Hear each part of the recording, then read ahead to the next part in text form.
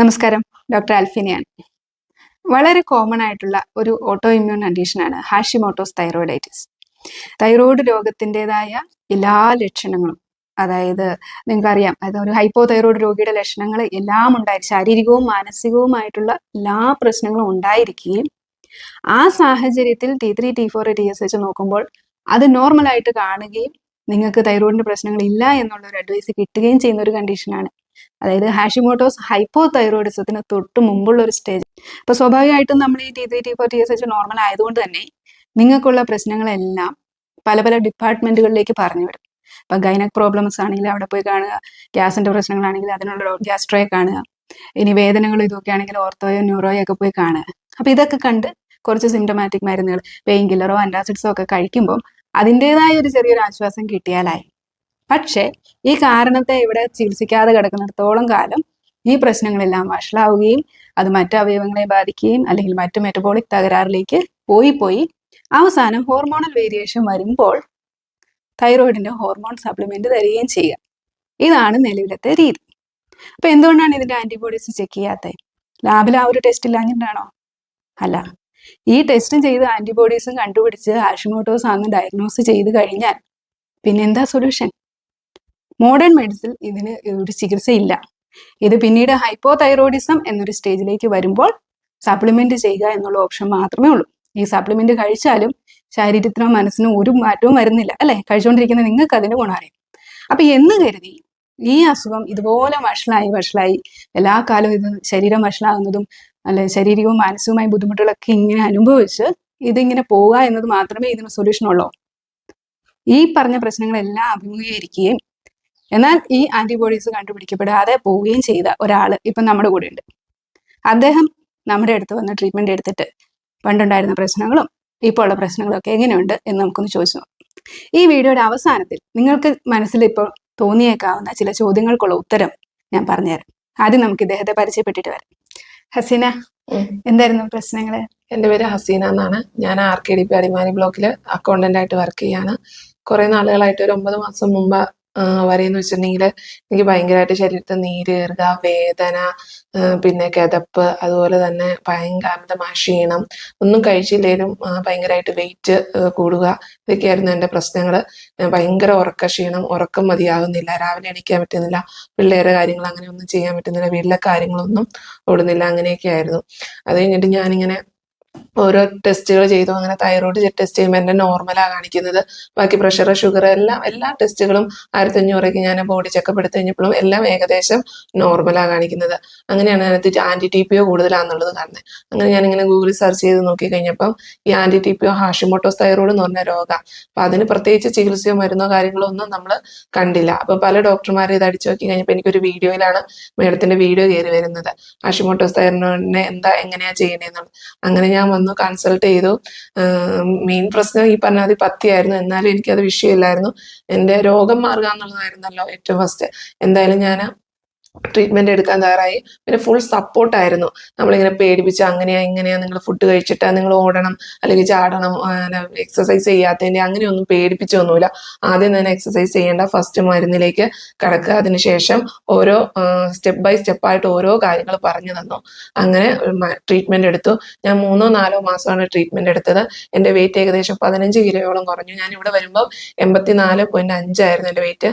പിന്നെ 73-ലെത്തി. പിന്നെ നമ്മൾ തന്നെ ഗ്രാജുവലി കുറച്ച് 69 വരെ വെയിറ്റ് ആക്കിയായിരുന്നു.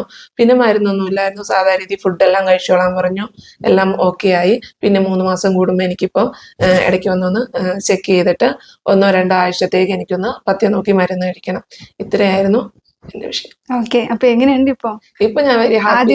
പ്രശ്നങ്ങൾ എന്തെങ്കിലും ഉണ്ടോ? ഇല്ല, ഒരു പ്രശ്നങ്ങളും ഇല്ല. എനിക്ക് നടുവേദന ഇല്ല, കാലിന്റെ ആ വേദനകൾ മാറി, അതുപോലെ തന്നെ നീര് അങ്ങനെ ഇല്ല. പിന്നെ അതുപോലെ കൈമരപ്പ്, അത് വയറിന്റെ അസ്വസ്ഥതകളോ ഒന്നുമില്ല. ഇപ്പൊ ഞാൻ സാധാരണ നോർമല് എല്ലാ കാര്യങ്ങളും എനിക്ക് ചെയ്യാൻ പറ്റുന്നുണ്ട്. എല്ലാ കാര്യങ്ങളും ഓക്കെ. അപ്പൊ നമ്മൾ പൊതുവെ ഈ ആന്റിബോഡീസ് ചെക്ക് ചെയ്തിട്ട് ചെല്ലുമ്പോൾ നിങ്ങൾ TSH നോർമലാണ്, നിങ്ങൾക്ക് ഒരു കുഴപ്പമില്ല എന്ന് പറഞ്ഞൊരു അഡ്വൈസ് ആണ് കിട്ടുക. അതെ. അപ്പൊ ഈ TSH നോർമലായിട്ട് ഇരുന്നിട്ടും ആന്റിബോഡീസ് നമുക്ക് ശരീരത്തിലുണ്ടായിരുന്നു. അപ്പൊ അതുകൊണ്ടുണ്ടായിരുന്ന ശരീരത്തിന് ശരിക്കും ബുദ്ധിമുട്ടുണ്ടാവോ ഇല്ലയോ? ഉണ്ട് ഉണ്ട് ഉണ്ട് അല്ലെ? അപ്പൊ ആ ഒരു കാര്യം പൊതുവെ ആളുകൾ പ്രത്യേകിച്ച് ആർക്കും ഡോക്ടർമാരും അറിയത്തില്ല. ഇല്ല, മനസ്സിലാക്കുന്നില്ല. കാരണം അവര് പറയുന്നത് TSH നോർമലാണ്, പിന്നെ മരുന്ന് കഴിക്കണം, തൈറോയിഡിന്റെ മരുന്ന് കഴിക്കേണ്ട ആവശ്യമില്ല എന്നല്ല എല്ലാവരും അതെ, പറഞ്ഞു അപ്പൊ TSH നോർമൽ ആണെങ്കിൽ തൈറോയിഡോൺ സപ്ലിമെന്റ് കഴിക്കേണ്ടെന്നേ ഉള്ളൂ. ആ. പക്ഷെ ഈ പറഞ്ഞ ബുദ്ധിമുട്ടുകളൊക്കെ മാറ്റിയെടുക്കണ്ടേ? മാറ്റിയെടുക്കും. അപ്പൊ ഈ ശരീരത്തിനുണ്ടായിരുന്ന ബുദ്ധിമുട്ട് കൂടാണ്ട് മാനസികമായിട്ട് ആ ബുദ്ധിമുട്ടുണ്ടായിരുന്നു. ഡിപ്രഷന് നമുക്കിങ്ങനെ വെയിറ്റ് കൂടുന്നു, അല്ലെങ്കിൽ നമുക്ക് നല്ലൊരു ഡ്രസ് ഇടാൻ പറ്റുന്നില്ല, നമുക്കൊരു കോൺഫിഡൻസ് ഒരിക്കലും കിട്ടാറില്ലല്ലോ. അപ്പൊ അതിൽ നിന്നൊക്കെ നല്ലൊരു വ്യത്യാസമല്ലേ നമുക്ക് ദേഷ്യ സങ്കടമൊക്കെ ഉണ്ടാവും. പിന്നെ ദേഷ്യം, സങ്കടം, എല്ലാത്തിനും എടുക്കുമ്പോഴേ ദേഷ്യമൊക്കെ ആയിരുന്നു. എല്ലാം മാറി നോർമൽ. അതുപോലെ ജോലി ചെയ്യാൻ ആക്റ്റീവായിട്ട് ചെയ്യാൻ പറ്റുമായിരുന്നോ? ഇല്ല, ഭയങ്കര ക്ഷീണം, കോൺസെൻട്രേഷൻ കുറവായിരുന്നു. ഇപ്പൊ അതെല്ലാം ചെയ്യാൻ പറ്റുന്നുണ്ട്. അപ്പൊ ഇങ്ങനെയുള്ള ബുദ്ധിമുട്ടുകളും കൂടെ ശരീരത്തെ ബാധിക്കുന്നതോടൊപ്പം തന്നെ ബ്രെയിനെയും മനസ്സിനെയും ഒക്കെ ഇത് ബാധിക്കുന്നുണ്ട്. അപ്പൊ ഈ ഒരു കാര്യം പലരും മനസ്സിലാക്കുന്നില്ല. ആന്റിബോഡി ചെക്കപ്പ് പോലും ചെയ്യുന്നില്ല. ചെയ്താൽ തന്നെ ചെയ്ത് കൊണ്ടുവന്നാൽ നിങ്ങളെ ചീത്ത പറയും, എന്തിനാ ഇത് ചെക്ക് ചെയ്തത് അല്ലെ? ആന്റിബോഡീസിന് ഒരു കാര്യമില്ല. നിങ്ങളൊക്കെ എന്തിനാ ഈ ടെസ്റ്റുകളൊക്കെ ചെയ്യുന്നത്? ഇതൊന്നും ഞാൻ പറഞ്ഞ ടെസ്റ്റുകളല്ലല്ലോ. ഇത് ഞാൻ സ്വയം ഇത് കൂടുതലായി അപ്പൊ അതിന്റെ ഒരു ഡൈവേർട്ട് ചെയ്ത് നോക്കിയപ്പോഴാണ് ഇന്ന സംഭവം ഹസീന ഈ അസുഖത്തെ പറ്റി പഠിച്ചതുകൊണ്ട് ഹസീനയ്ക്ക് അത് മനസ്സിലായി അല്ലെ? പക്ഷെ പലർക്കും ഇതുപോലും അറിയില്ലാതെ കഷ്ടപ്പെടുന്ന ആളുകളുണ്ട്. അപ്പൊ എപ്പോഴും നമ്മൾ ആന്റിബോഡീസ് ഉണ്ടെങ്കിൽ, അത് നിങ്ങളെ ഉപദ്രവിക്കുന്നുണ്ടെങ്കിൽ ഇതുപോലുള്ള പ്രശ്നങ്ങൾ നമുക്ക് ഉണ്ടാവും. തൈറോയിഡൈറ്റിസ്, തൈറോയ്ഡ് ഗ്രന്ഥിക്ക് ഇൻഫ്ലമേഷൻ ഉണ്ടാവും. തൈറോയ്ഡ് ഗ്രന്ഥിക്ക് ഇൻഫ്ലമേഷൻ ഉണ്ടെങ്കിൽ ശരീരം മൊത്തം ഇൻഫ്ലമേറ്ററി ലക്ഷണങ്ങൾ കാണിക്കും. അപ്പൊ അതിന്റെ ബുദ്ധിമുട്ടായിരുന്നു ഹസീനയ്ക്ക് ഉണ്ടായിരുന്നത്. അപ്പൊ ഇവിടെ വന്നു കറക്റ്റ് ആയിട്ട് പത്യം നോക്കി കൃത്യമായിട്ട് ഹസീന അത് ചെയ്തു കേട്ടോ. ഹസീനെ അതിന് അപ്രീഷിയേറ്റ് ചെയ്യാണ്. എന്റെ ഓഫീസിലെ സ്റ്റാഫുകളും അതുപോലെ ഞങ്ങൾക്കൊരു മേഡമാണ്, മേഡമൊക്കെ പറയും ഹസീന ആയതുകൊണ്ടാട്ടോ ഇത്രയും കറക്റ്റ് ആയിട്ട് നോക്കുന്നതെന്ന് പറയും. കാരണം ഞങ്ങൾ പൊതുവെ ഒരു മുസ്ലിം ഫാമിലി ആണല്ലോ. അപ്പൊ ഈ ഇറച്ചി മീനും കാര്യങ്ങളും ഇല്ലാത്ത ഒരു ദിവസം പോലും ഉണ്ടാവില്ല.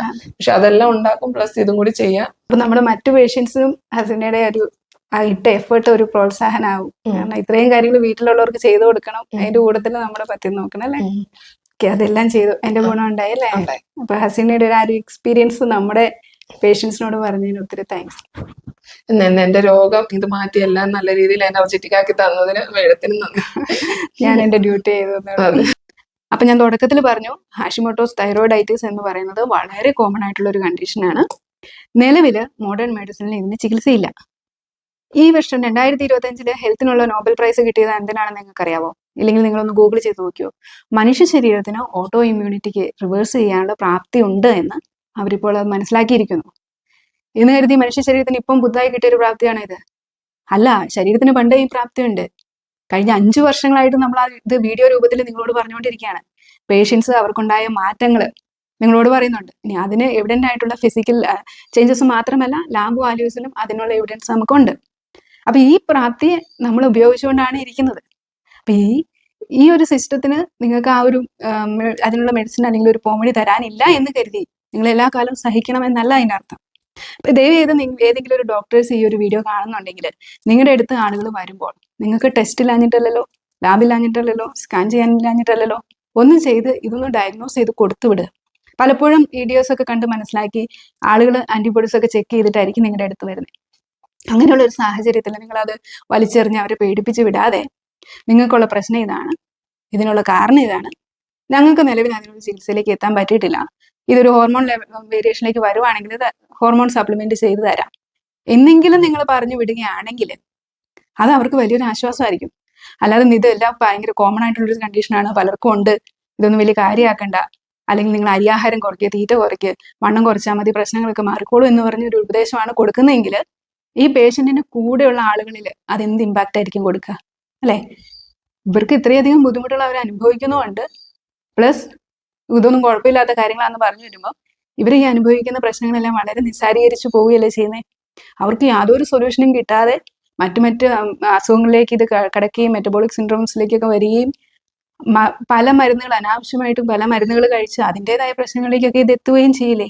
അപ്പൊ ഇതിന്റെ ഒരു ഡയഗ്നോസിസ് കിട്ടുക എന്നുള്ളത് വളരെ ഇമ്പോർട്ടന്റ് ആയിട്ടുള്ള ഒരു കാര്യമാണ്. കാരണം തങ്ങൾക്കുള്ള പ്രശ്നം ഇന്ന കാരണമാണ്, അല്ലെങ്കിൽ അതിനൊരു പേര് ഹാഷിമോട്ടോസ് തൈറോയിഡൈറ്റിസ് ആണ് എന്റെ പ്രശ്നം എന്ന് അവർക്ക് മറ്റൊരാൾക്ക് പറഞ്ഞു കൊടുക്കാനെങ്കിലും പറ്റില്ലേ?